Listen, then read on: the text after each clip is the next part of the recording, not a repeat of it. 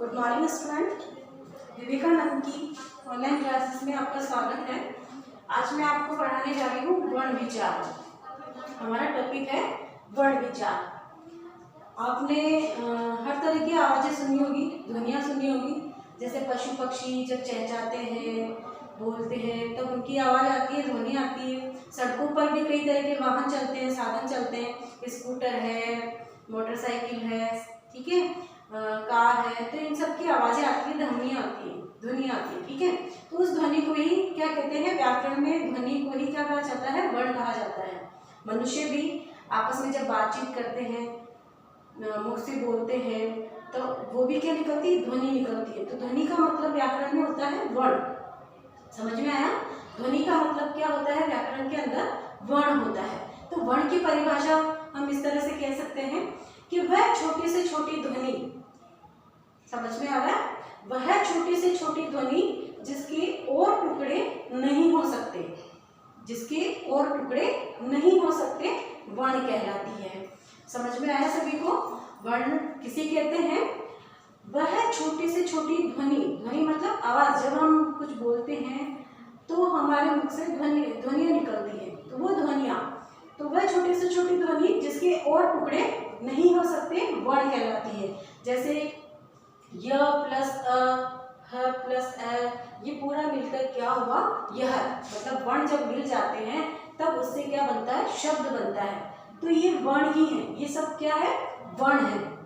वर्ण और स्वर मिलकर ही क्या बन रहे हैं, वर्ण, स्वर और व्यंजन, ये सब मिलकर ही क्या बनते हैं, शब्द बनते हैं। तो ये वर्ण कहलाते हैं। ये वर्ण है, तो इन वर्ण के और टुकड़े नहीं कर सकते हम।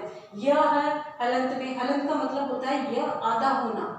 जैसे आधा क्या में क आधा लिखा हुआ आता है, तो उस क के अगर हम हलंत लगा देते हैं इस तरह से, छोटी सी डंडी इस तरफ से, तो वो कहलाता है हलंत।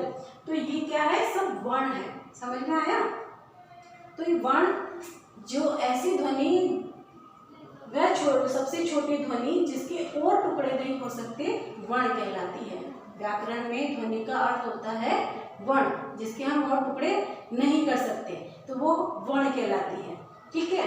फिर इसके बाद हम पढ़ेंगे वर्णों के भेद।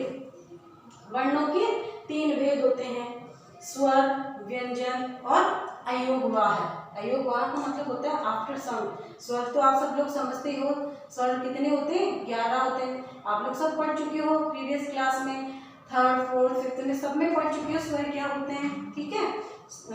फिर इसके बाद है व्यंजन। व्यंजन भी आप लोग पढ़ चुके हो। व्यंजन क्या होते हैं, कक्का वगैरह जो आपने पढ़ा है, ठीक है, वो आते हैं व्यंजन के अंदर। इसके बाद है अयोगवाही, ठीक। तो सबसे पहले हम पढ़ेंगे स्वर। स्वर किसे कहते हैं?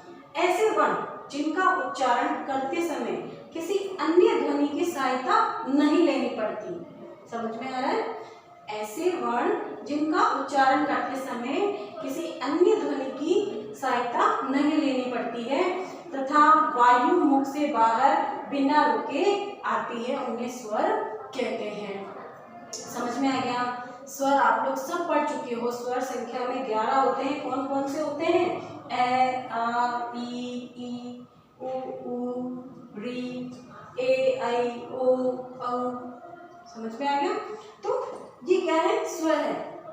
इनको बोलने के लिए हमें किसी और वर्ण की आवश्यकता नहीं होती है, और वर्ण की सहायता नहीं लेनी पड़ती है, ये अकेले ही हम बोल सकते हैं। और इनको बोलते वक्त जब वायु को आप देखा करो, मुख से वायु बिना रुके बाहर आ जाती है। जैसे वायु रुकी का नहीं रुकती है उसमें, तो वायु बिना रुके मुख से बाहर आ जाती है। समझ में आ गया? ऐसे वर्ण जिनका उच्चारण करते समय हमें किसी अन्य ध्वनि की सहायता नहीं लेनी पड़ती है, तो वो क्या कहलाते हैं, स्वर कहलाते हैं। फिर जब हम व्यंजन पढ़ते हैं तो व्यंजन में हमें अन्य ध्वनि की सहायता लेनी पड़ती है। बिना अन्य ध्वनि की या बिना स्वर की सहायता से व्यंजन पूरा नहीं होता है। जैसा आपने एग्जाम्पल में देखा है, यह व्यंजन है। व्यंजन में जब हम स्वर की सहायता लेंगे तभी ही वो पूरा व्यंजन कहलाता है। बिना स्वर की सहायता से व्यंजन अधूरा ही रहता है। है में ए स्वर जोड़ दिया तो वह बना है, तो पूरा वो स्वर व्यंजन मिलकर शब्द बन रहा है। समझ में आ गया यहाँ तक सभी को? फिर इसके बाद मैं आपको पढ़ाऊंगी व्यंजन। इसके बाद हम क्या पढ़ेंगे? व्यंजन के बारे में पढ़ेंगे कि व्यंजन क्या होते हैं, कितने होते हैं। इसके बाद स्वर की परिभाषा के बाद हम पढ़ेंगे स्वर के भेद।